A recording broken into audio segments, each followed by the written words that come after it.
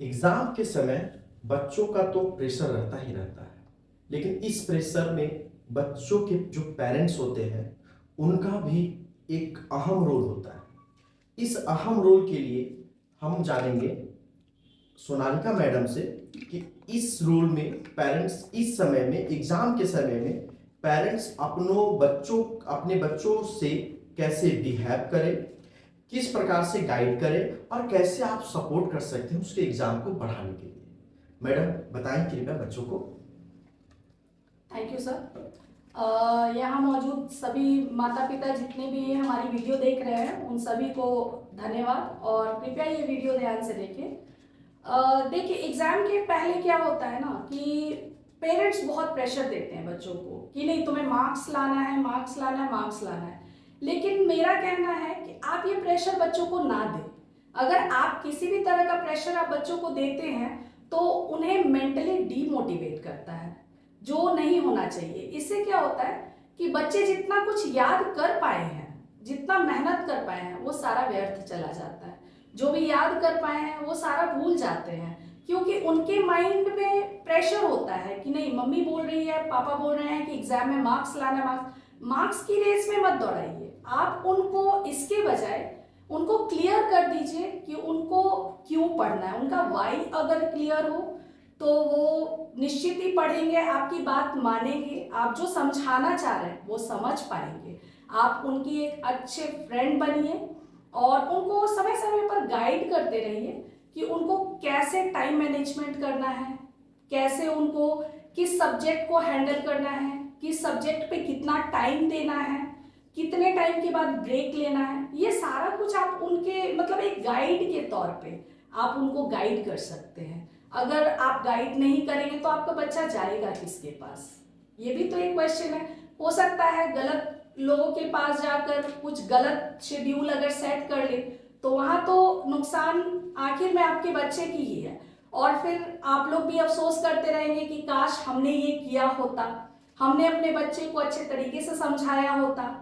तो कुछ पेरेंट्स ऐसे भी हैं कि जो अपने टाइम में हम लोग नहीं सावधानी बरत पाए, वो आप अब अपने बच्चों को समझा सकते हैं कि हमने ये नहीं किया, तुम इस चीज को करो और एक अच्छा रिजल्ट पाओ। पहले सबसे पहले उनका वाई क्लियर कीजिए कि उन्हें पढ़ना क्यों है, उन्हें मार्क्स क्यों अच्छे लाने हैं, मार्क्स अच्छे लाने से फ्यूचर में कहाँ पे काम आता है, सारा कुछ वो क्लियर कर दीजिएगा तो बच्चे डेफिनेटली पढ़ेंगे। ये मेरा विश्वास है कि बच्चे बहुत अच्छे से पढ़ेंगे और बहुत अच्छे मार्क्स लेकर आगे आएंगे। फिर उनको एक एक घंटे के बीच में 10 मिनट्स का ब्रेक दीजिए, है ना। 10 मिनट्स का ब्रेक देने से क्या होगा, आप उनके साथ बैठिए, उनके साथ बैठकर उनसे पूछिए कि एक घंटे जो उन्होंने पढ़ा उसमें क्या दिक्कतें आई, क्या समझ पाए, या क्या ऐसा पार्ट है जो उनको समझ नहीं आ रहा है, उसमें गाइड कीजिए। अगर समय समय पे करते रहेंगे तो वैसे क्या होगा ना, एनालाइज भी कर पाएंगे कि आपका बच्चा कितनी दूर पहुंचा है। और अभी एग्जाम के टाइम में अगर आप प्रेशर देते हैं तो ध्यान रखिए कि वो बच्चा है, प्रेशर कुकर नहीं है कि वो प्रेशर को हैंडल कर सकता है। क्या करते हैं, प्रेशर कुकर मम्मियाँ यूज करती है ना किचन में, तो प्रेशर कुकर की क्या सीटी निकाल दिए, सारा हवा बाहर हो गया। तो प्रेशर कुकर मत बनाइए। प्रेशर कुकर में क्या होता है, अचानक से सब कुछ होता है और फिर अचानक से वो ठंडा हो जाता है। वैसा नहीं बनाना है बच्चों को। बच्चों को ऐसा बनाना है कि आप उसको जो कुछ भी सिखा पा रहे हैं या जो कुछ भी आप उसको गाइडेंस दे रहे हैं, वो जीवन के आखिरी समय तक उस चीज को याद रखे और उस चीज को यूज कर पाए। Thank you sir. Great ma'am.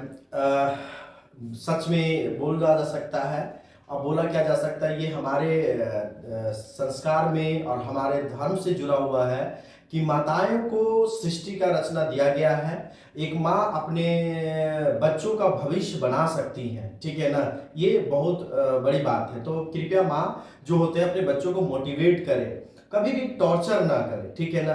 और ये ना बताएं कि पड़ोस वाली आंटी का या पड़ोस वाली भाभी का बेटा इतना टॉप कर गया, वो इंजीनियर बन गया, वो डॉक्टर बन, इससे बच्चा आपका हमेशा के लिए डिमोटिवेटेड होते हैं। जितना आप टॉर्चर करोगे उतना वो खुन्नस बड़ा जिंदगी जीने लगता है और वो आपको बता भी नहीं सकता, यानी आपको पता भी नहीं चलेगा और उसके बातों में ऐसा छिपा हुआ रहता है। और ज्यादातर जो बच्चे गलत स्टेप उठाते हैं इसका वजह सिर्फ यही होता है, ठीक है, ये रियली मैं फील किया हूं। तो अब एक बात क्या होता है ना कि बच्चों इसमें मोटिवेट कैसे रहें, और पेरेंट्स की जो मैसेज है ना, और सोशल मीडिया से बच्चों को कैसे रोकना है, ये माँ और पेरेंट मतलब माँ बाप की जिम्मेवारी होती है। तो इसके बारे में सोनल सर आपको बताएंगे कि अपने बच्चों के पे कैसे समझाकर बिना टेंशन का, बिना प्रेशर का आप हैंडल कर सकते हैं कि सोशल मीडिया से बच्चे दूर कैसे रह सके। तो सारे पेरेंट्स एंड गार्जियन को मैं एक मैसेज देना चाहूँगा कि अभी जैसे एग्ज़ाम्स का दौर चल रहा है, ये एग्ज़ाम्स के सीज़न है, स्टूडेंट्स खुद में बहुत ज़्यादा ही टेंशन में रहते हैं, खुद में ही प्रेशर और सेल्फ डाउट में भी रहते हैं कि क्या तैयारी करना है, नहीं तैयारी करना है, कितना तैयारी हुआ है, कितना समय बचा है। तो इसको हम लोग कंट्रोल किया जा सकता है and as a parent, as a guardian, हम लोग इसको बखूबी कंट्रोल कर सकते हैं अगर हम वो पर्पस बता दिए एक स्टूडेंट को, एक कैंडिडेट को अगर पर्पस पता है कि वो पढ़ाई क्यों कर रहा है, आगे क्यों बढ़ना है, तो हो सकता है उनका जो कैपेसिटी है वो इंक्रीज हो जाए। और भी तरीके हैं आपको स्टूडेंट को मोटिवेट करना है, कभी भी कंपैरिजन करके किसी के साथ या फिर प्रेशराइज करके आप उनसे वो काम तो करवा सकते हैं, बट उनका रिजल्ट जो आएगा वो बहुत डिफरेंट होगा। और अगर आप उनको पॉजिटिव वे में मोटिवेट करके, उनको अच्छे से समझा के कि इससे करने से आपको क्या फ़ायदा है, आगे बढ़ने के लिए आपको क्या चाहिए, एंड कुछ छोटी छोटी चीज़ों पे अप्रिशिएट करना है कि जैसे एक सब्जेक्ट कंप्लीट हो गया है या एक चैप्टर कंप्लीट कर लिए हैं, तो आपको अप्रिशिएट करना है कि ताकि जो स्टूडेंट हैं उनको पॉजिटिव फील हो। चाहे अगर पेरेंट का बात अगर स्टूडेंट नहीं सुन पा रहा या नहीं समझ पा रहा, उसको फॉलो नहीं कर रहा है, तो इनके ऑल्टरनेटिव तरीके भी हैं। हो सकते हैं उनके फ्रेंड के थ्रू बोला जा सके, या उनके जो सीनियर भैया दीदी हैं उनके थ्रू बोला जा सके, ये मैसेज दिया जा सके, या कोई टीचर है जिनका वो उनका फेवरेट है, उनके थ्रू भी ये मैसेज पहुंचाया जा सके। उनको time to time regularly motivation, एक पॉजिटिव एनर्जी का काम करता है, अगर वो दिया जाए और उनके पास पर्पस हो कि मैं एग्जाम्स क्यों दूंगा और अच्छे मार्क्स लाने से उनका लाइफ का जो ट्रैक है वो किस तरह से अफेक्टेड होगा, तो शायद वो जो एनर्जी उनको मिलेगा, उनका जो रिजल्ट आएगा और रेस्पॉन्स होगा वो काफ़ी डिफरेंट होगा।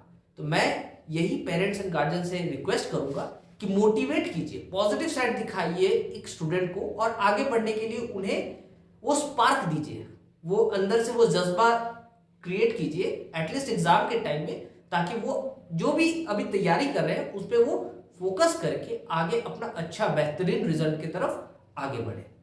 Okay, thank you. Great sir, इसी में एक और था आपसे सर क्वेश्चन कि बच्चे सोशल मीडिया से कैसे, पेरेंट्स की जब हम बात करते हैं तो पेरेंट्स अपने बच्चों पे कैसे बिना, जैसे मोबाइल जब छिनाता है तो सर उससे बच्चे परेशान हो जाते हैं, यार मेरा मोबाइल छिन लिया, या सोचने लगते हैं, इसको कैसे प्यार से सोशल मीडिया से बच्चों को दूर किया जाए सर, पेरेंट्स कैसे दूर कर सकते हैं?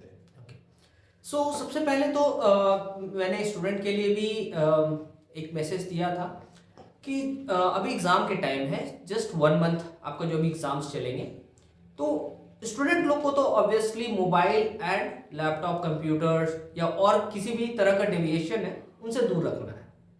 खास करके मोबाइल से। मोबाइल ऐसा चीज़ है कि जो हाथ में रहता है, एनी टाइम रहता है। अगर स्टूडेंट के पास है उनको स्विच ऑफ करना, या फिर इंटरनेट एटलीस्ट ना हो, अगर है भी तो इंटरनेट यूज़ नहीं करना। इसके साथ साथ पेरेंट्स का भी एक बहुत रेस्पॉन्सिबिलिटी होता है कि वो भी कोशिश करे, जब एग्जाम का जो पीरियड चल रहा है उन पे खुद पे भी कंट्रोल करे कि वो टीवी एंड मोबाइल से थोड़ा दूर रहे, खुद भी दूर रहे।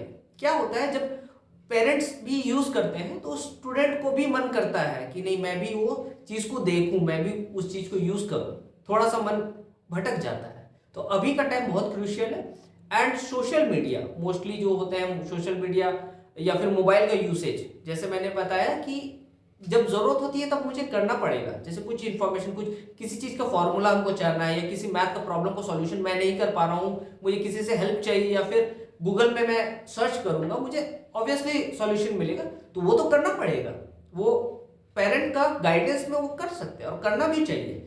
तो अगर मैं एक एग्जांपल देता हूँ कि अब जैसे हम रोड पे जा रहे हैं, रोड पे सारे डायरेक्शंस एंड व्हीकल्स वगैरह चलते हैं, गाड़ी चलते हैं, तो वहाँ ट्रैफिक पुलिस रहती है। ट्रैफिक पुलिस का काम यही है कि अगर कोई रैश ड्राइविंग कर रहा है, कोई गलत डायरेक्शन में जा रहा है, तो उसको रोकना है।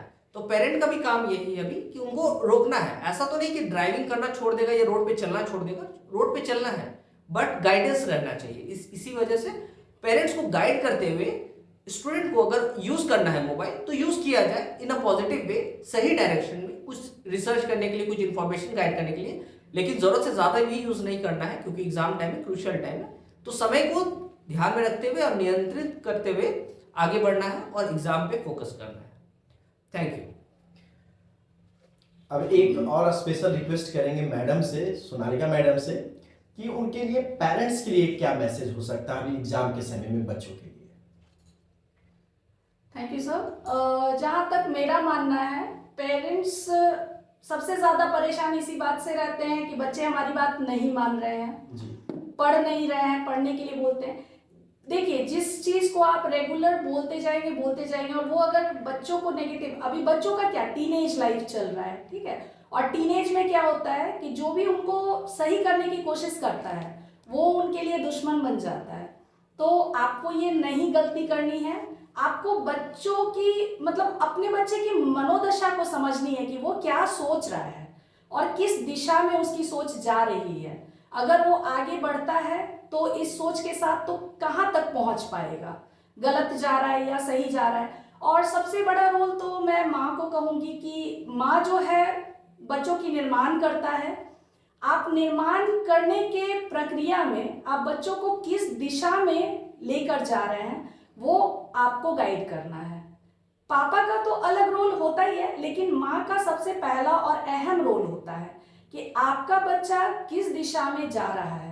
क्या आप जो निर्माण कर रही हैं अपने बच्चे का, जिस तरीके से कर रही हैं, क्या वो सही है आपके बच्चे के लिए या फिर गलत है। और दूसरी बात मैं ये कहना चाहूँगी कि बच्चे का फर्स्ट स्कूल जो है वो घर ही होता है। अभी एग्जाम्स का पीक टाइम है, बच्चे वैसे ही बहुत प्रेशराइज्ड और बहुत कंफ्यूज और बहुत टेंस्ड है। तो अभी उनकी दिमागी स्थिति आपके डांट सुनने के लिए बिल्कुल तैयार नहीं है। अभी आप डांटेंगे वो और नेगेटिव चला जाएगा, आप किसी और से उनकी तुलना करेंगे बिल्कुल नेगेटिव चला जाएगा। तो नेगेटिव से आपको बहुत ही अवॉइड करना है कि नेगेटिव ना हो। आपका बच्चा जितना पॉजिटिव रहेगा उतना अच्छा रिजल्ट होगा। और कोशिश करें कि बच्चे जब पढ़ने बैठते हैं या बच्चे आपके नज़र के सामने हैं उस टाइम आप खुद भी मोबाइल और टीवी का यूज़ ना करें। तो इससे क्या होगा ना, देखिए बच्चे तो आखिर बच्चे हैं, सीखते हमसे हैं। आप उसको लाख कहते रहिए कि आप ये मत करो, वो नहीं सीखेगा। अब अगर आप मोबाइल लेके बैठेंगे वो मोबाइल के तरफ वो डाइवर्ट होता चला जाएगा।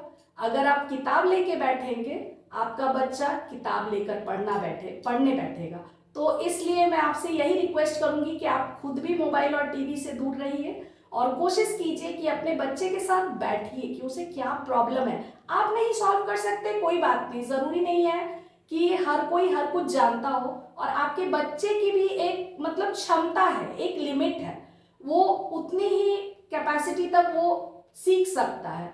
तो उस लिमिट को पहचानिए और बच्चे को उस जगह तक पहुंचने के लिए मदद कीजिए जो उसके लिए, उसको सफल बनाने के लिए मददगार साबित हो, ना कि उसे नेगेटिव ले जाए। Thank you. धन्यवाद मैडम। मतलब मेरे मन में एक चीज चल ही रहा था, ठीक है ना, कि अब पेरेंट्स एग्जाम के समय में अगर मोबाइल टीवी नहीं देखेंगे तो करेंगे क्या, ठीक है। तो सर देखिए, जिंदगी में बोला जाता है ना, किताब से अच्छा कोई दोस्त नहीं होता। और किताब तो आप अगर बच्चों के सामने मोबाइल देखेंगे सर, और बच्चों के सामने आप टीवी देखोगे सर, बच्चों के सामने आप मैच देखोगे सर, तो बच्चे अपने क्लास रूम में, अगर अपने रूम में पढ़ भी रहे होंगे ना, तो उसका दिमाग आपके टीवी और आपके मोबाइल पे जाता है। लेकिन आप अगर बच्चों के सामने कुछ किताब, नॉवेल्स या कुछ भी बच्चों को सिखाने के लिए आप पढ़ोगे ना सर, तो बच्चों को भी लगेगा नहीं मेरे फादर भी पढ़ रहे हैं या माँ भी पढ़ रही है, तो वो भी खुद पढ़ेंगे। और ये मैंने सोच रहा था और मैडम ने इसको बहुत अच्छे से एक्सप्लेन किया। आई होप कि आप पेरेंट्स एक अहम रोल प्ले करते हैं अपने बच्चों के लाइफ में। तो कोशिश करें कि ये लाइफ में आपको बनाना है, आपको हर तरीके से बच्चों को स्ट्रॉन्ग करना है। कल को आपके बच्चे बाहर जाते हैं तो उसे भी कैसे कंट्रोल करना है, ये आपको घर से ही सिखाकर भेजना है। बाहर जाकर वो अच्छी पॉजिटिव लोगों के साथ जुड़ते हैं, निगेटिव लोगों के साथ जुड़ते हैं, ये आपको नहीं पता चलेगा और चलने भी नहीं देंगे। बच्चे आपसे ज़्यादा स्मार्ट हैं, लेकिन आप बच्चों को इतना अच्छे तरीके से संस्कार दें कि वो पॉजिटिव को ढूंढे और पॉजिटिव के साथ रखें। आई होप कि ये सेशन से आपको फायदा हो, तो ज़्यादा से ज़्यादा लोगों तक पहुंचाइए इससे कृपया करके। क्योंकि सर और मैडम अभी जो चल कर आई हैं, कम से कम 40 किलोमीटर दूर से चल कर आई हैं, ये मेरे लिए मैं बोल नहीं सकता हूँ। एक्चुअली सर को मैं जानता नहीं था, सर से जस्ट सर ने फेसबुक पे बहुत सारे एक्टिविटीज करते थे, तो फेसबुक के माध्यम से सर को मैंने जाना।